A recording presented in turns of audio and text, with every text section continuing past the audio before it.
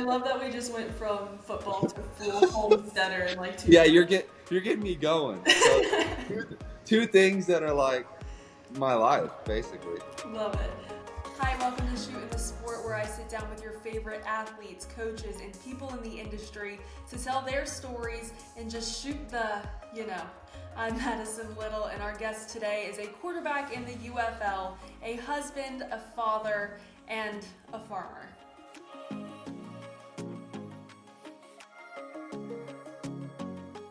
Quinten Dormady, welcome to Shootin' the Sport. How are you? Thanks for having me. Only a couple weeks away from the start of your UFL season, so what's kind of the day-to-day been like for you? What do you have going on?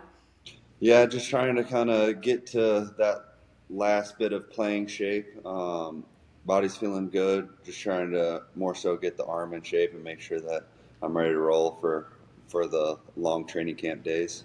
What did off-season look like for you? A lot of time with the family, and then just normal workout type stuff, and then started throwing a couple months ago, and just kind of ramping it up, getting ready. Got about a month, so it's coming quick. So just looking back at kind of your story and things, I know you grew up, your dad was your coach. Were you an athlete your whole life? Yeah, yeah, for sure. Played multiple sports. Ultimately, going into high school, played baseball and football, and then got injured playing baseball. So just stuck with football the last couple of years. And dad was your coach. What was that dynamic like in high school? Yeah, it was a good dynamic. He did a good job of separating it when we got home.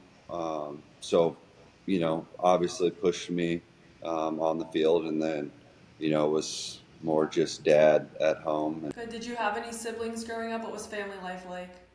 Yeah, I have a brother who's 2 years younger than me, and then twin sisters that are 9 years younger than me. So, family life was good. You know, Very family oriented person, and that's carried over into my life now. Having three kids and another one coming here on the way. So, um, it's been good. I love being around the family. Love spending time with them, and I think that's the way I was raised. So trying to carry that over into my family. And Your three kids, one on the way. How does that yeah, all balance out now that you're going into season, kind of playing dad and quarterback at the same time? yeah. I think this will be the toughest year, to be honest with you.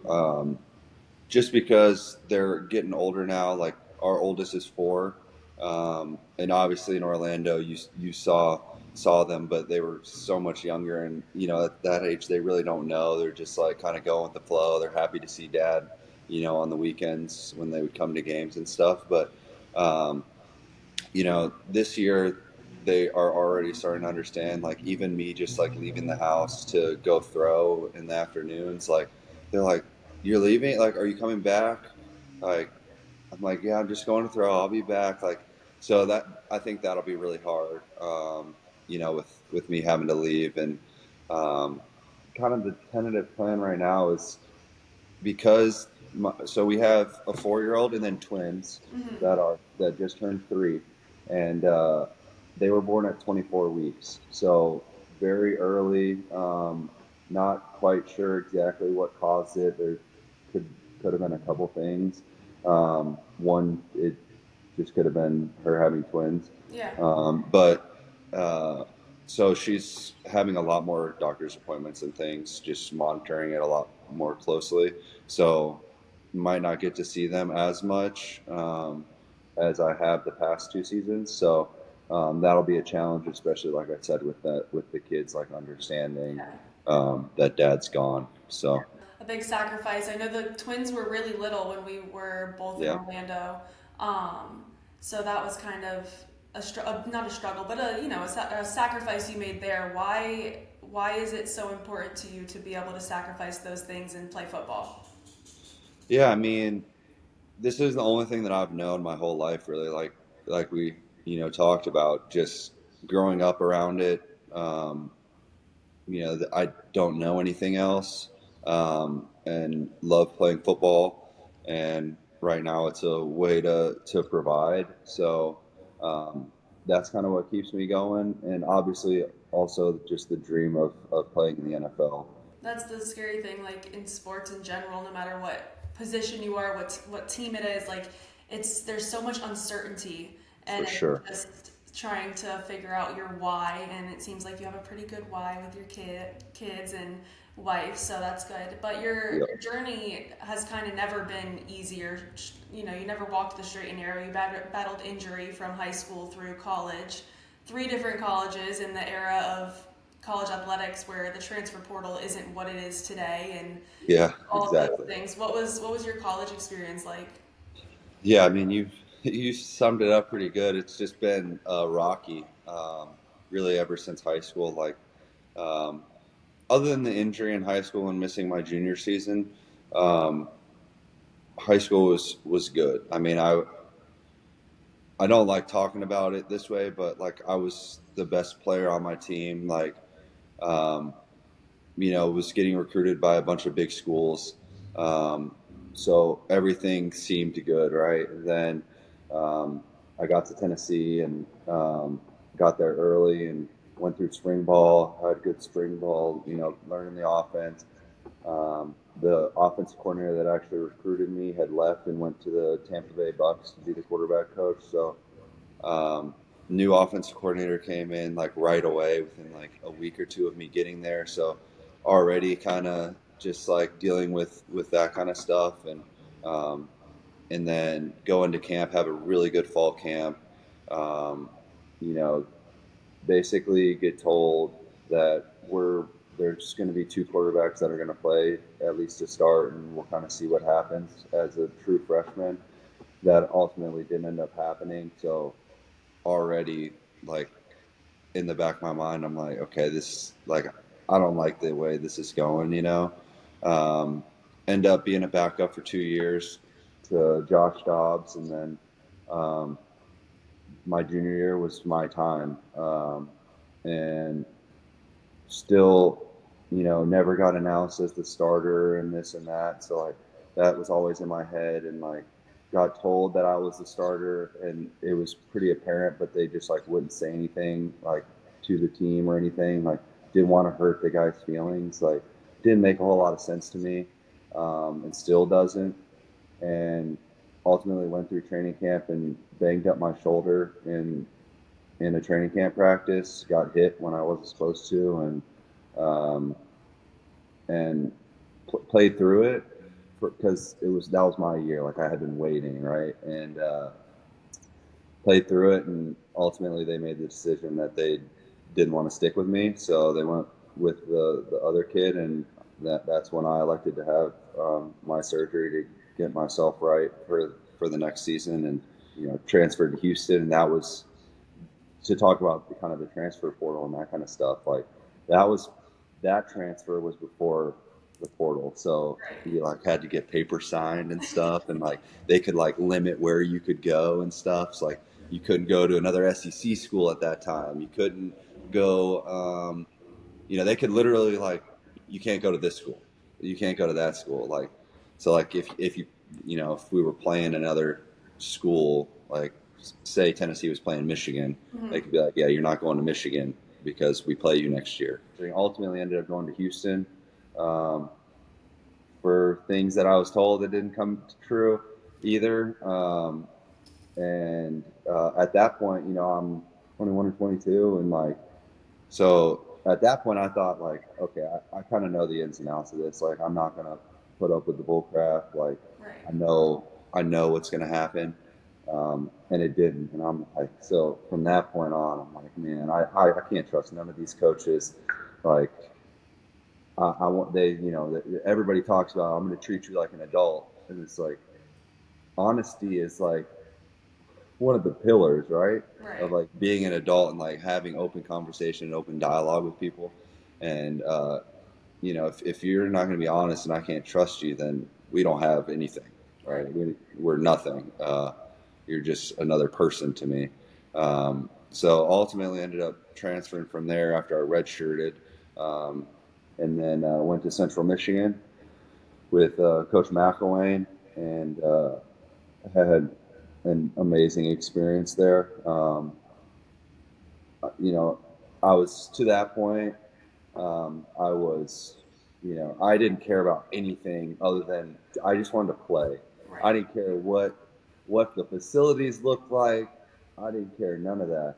And I get up there. I mean, I knew this was happening, but yeah, I didn't actually see it till we got through kind of winter, and they started tearing down the facility, and we went out to the parking lot into some literally like uh, trailers, like double wides that they Right. put together, and put our old lockers in there, and we just like as players we loved that.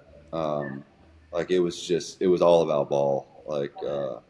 We worked out and did that stuff, and then we just hung out in the trailers. Like that was our spot. And Really, refreshing to hear because you see all these players now, especially with NIL and stuff, chasing these big programs, chasing like the starting roles. But the tale of your story has kind of been benefiting from maybe the second option, or maybe in your case the third option. But that ended up being a great season for you, and now you're a professional quarterback chasing the dream of what's next, and yeah, it all kind of just ties together. How do you feel like that college journey has kind of prepared you for now this similar going through CFL, UFL, XFL, all the FLs to get to your ultimate goal of the NFL? yeah. I mean, I think just like you kind of mentioned the uncertainty of it, and that's like a huge thing of it all. Like, I mean, like the wife wants to, you know, after the season, I'm gone for 3, 4 months. Like she wants to get away for a little bit, and it's like uncertainty. Like, can we even go somewhere? Like, can we even go as a family to the beach and just get away and relax and hang out for a little bit, or am I going to get a call? Right. Which is actually what happened after the XFL. Like we were on our 5-year wedding anniversary, went on a little trip to Costa Rica and got a call from the Bills, and so I actually left a day early, and she she stayed down there and got some more sun and Good for her. came back. But so just like things like that, like just I guess being at peace with it, just being at peace with like the uncertainty of it, just like as hard as it is, especially for me and my personality, like just like I'm not in control. Um, so just just riding with the waves and enjoying the ride. That's kind of the biggest thing of like all of this that I've kind of taken away. It's like I'm not in control. Let's just ride it out, have fun while we're doing it, and worry about the now. And we'll worry about tomorrow when we get there. Well, with all of this uncertainty, you have your family. You said it was super important to you. You have your Yep. wife, kids, one on the way. Congrats again. That's exciting. Thank you. Yeah. What is it like when you're gone for a weekend, you come home, you have these kids? What does that do for you maybe mentally to kind of be able to block out some of the noise? Yeah. I mean, it's everything. It's you try to FaceTime them, and like it's just different. To be honest, like I've seen a lot of, especially like I love listening to like military type podcasts and guys like that were overseas and things, and like not that this is anything like that. And they're literally putting their life on the line, but I just hear these stories of like their kids getting to a certain age where they like understand, Mm-hmm. and I feel like that's like where my kids are. So at least my oldest, and really the twins are boy girl twins, and the girl is like Aspen, she's the one who's like a wreck when I go to leave, like just to throw like during the week. Right. And so like I'm just like that's in the back of my mind, like it could be tougher than like I'm imagining. And then you try to FaceTime them and things while you're gone, and they don't want to FaceTime because they're like almost mad at you. Right. And so like that's like kind of a fear of mine this year. So I'm trying not to think about it, but like to go back to your question, like it's everything. I mean, to be away and then be able to see them, like it's everything. But then it also makes it harder to leave again. Um, so it's definitely going to be like when I leave for the season here in a month. Like it's going to be like a rip the Band-Aid off. Like it's going to be hard on me. It's going to be hard on them, but we'll get through it. And then, I'll get to see them on weekends, and that'll, rejuvenate me for hopefully a week. Hopefully it can carry through, and then hopefully get to see them again.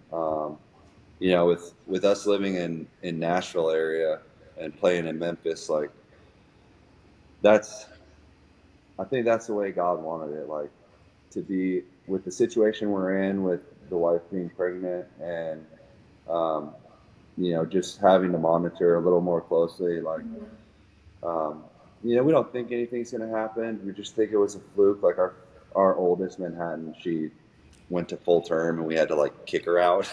So like, not like super worried, but like the concern is there. But just being, having at least 5 games Mm-hmm. close that are a easy drive.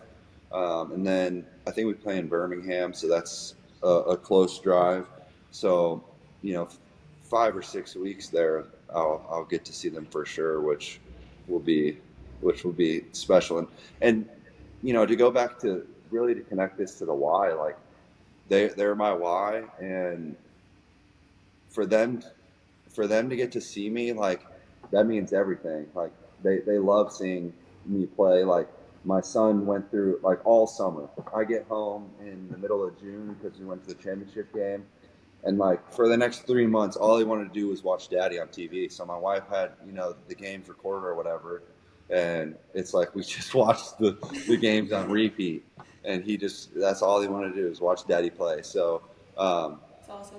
Like I said, with them getting older this year, I think they'll enjoy it even more. Right. So you got to see it too, like them coming down on the sidelines before the game and after the game and stuff. Like that's everything. And I bet that's a good in-depth film session for you, getting to sit down and watch Yeah, them. we picked the good games. We picked the good games. We just I watched would the good too. ones on repeat. I would Yeah, too. positive vibes. That's what you need, always. Yeah, for sure. How has your wife been through all of this, like supporting you and being that cheerleader for you? I know she showed up in the best outfits when she was in Orlando, and she was so excited to cheer you Yeah, on. What yeah. did she mean to you throughout all of this? Yeah, I mean, she means everything. She's supported me through. We got married before I went to Houston, so and we had been together since my freshman year of college. That's I met her in the summer, and then we didn't end up dating till like late fall.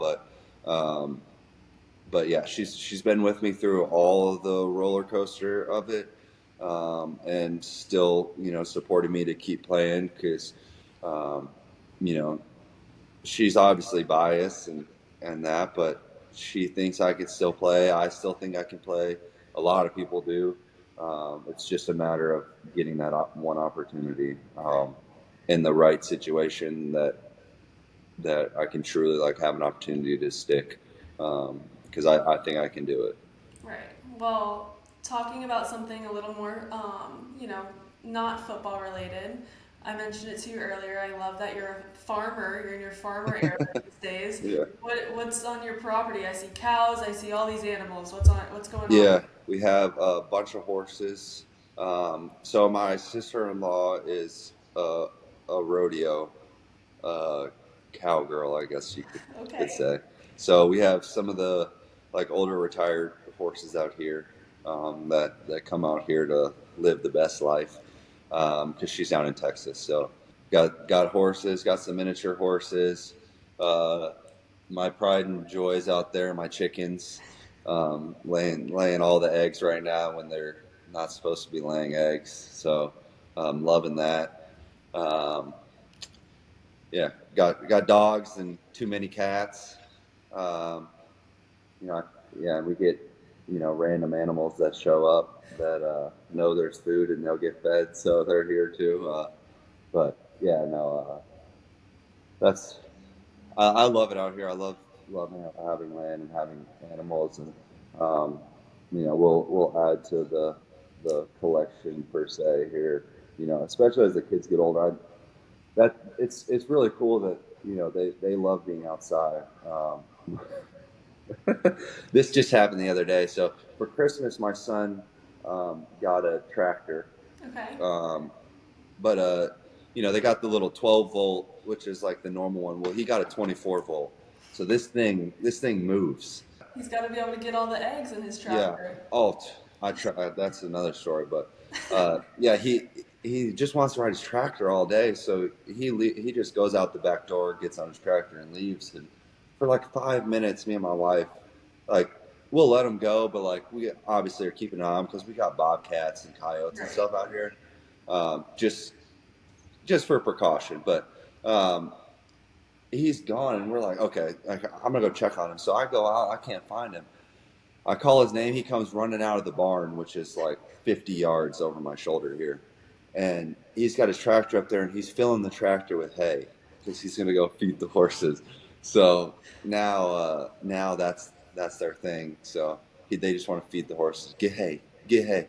But they call it a hay bale because my son helped me put out a big hay bale for the horses the other day. So everything's a hay bale, even though it's like a handful of hay. That's Uh, funny. but yeah, he's loving it. So no, this is I love this life, and I think it's important for the kids.